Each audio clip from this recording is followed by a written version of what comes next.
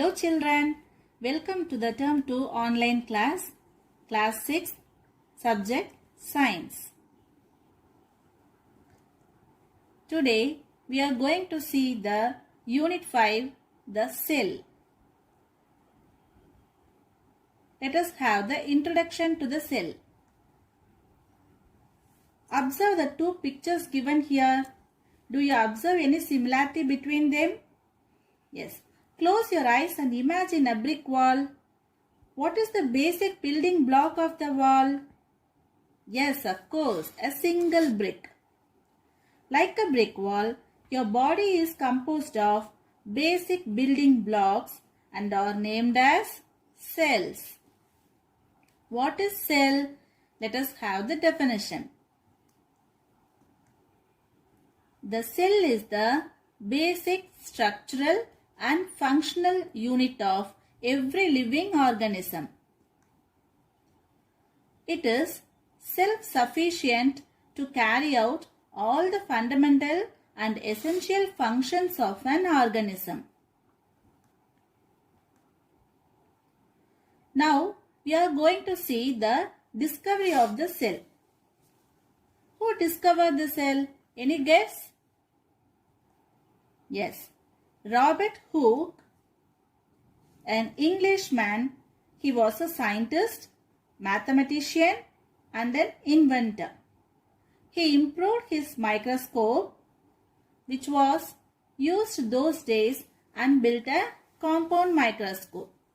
He placed a water lens beside the microscope to focus the light from an oil lamp on specimens to illuminate them brightly, so that he able to see the minute parts of the objects clearly.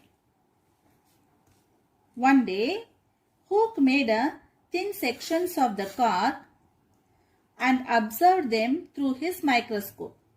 He observed many small identical chambers which were hexagonal in shape.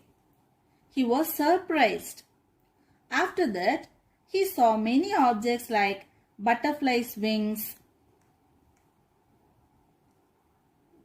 bees' compound eyes, etc. So based on these observations, Hooke published a book named Micrographia in the year 1665. In this book, he first used the term cell. What is the meaning of the cell? In Latin, cellula means small chamber. So, he named the cell. The branch of science that deals with the study of cells is called cell biology. Now, we are going to see the structural organization of the cell. A typical cell consists of three major parts. What are they? An outer cell membrane and a liquid cytoplasm. Then at the center we can see a nucleus, which is the three parts: outer cell membrane, liquid cytoplasm and a nucleus. We can see these parts, and the other parts are called organelles of the cell. See here, this is the outer cell wall, nucleus at the center, and then around the nucleus we can see the cytoplasm. This is enlarged view of the cytoplasm around the nucleus. This is enlarged view of the nucleus at the center of the cell. Now, what is the size of the cell may be? Can you imagine? The size of the cells may vary from a micrometer to few centimeters. Most of the cells are microscopic and cannot be seen with our naked eye. They can be observed only through the microscope. Which is the smallest size of the cell, do you know? We can see the smallest size in bacteria. What is the size? The size ranges from 0.01 micrometer to 0.5 micrometer. That is too small in size. Which is the largest cell? Do you know? The largest cell we can see is an ostrich egg, which is 170 millimeter width. That we can see with our naked eye. And longest cell is believed is present in the human body, nerve cells. See the longest and largest cell.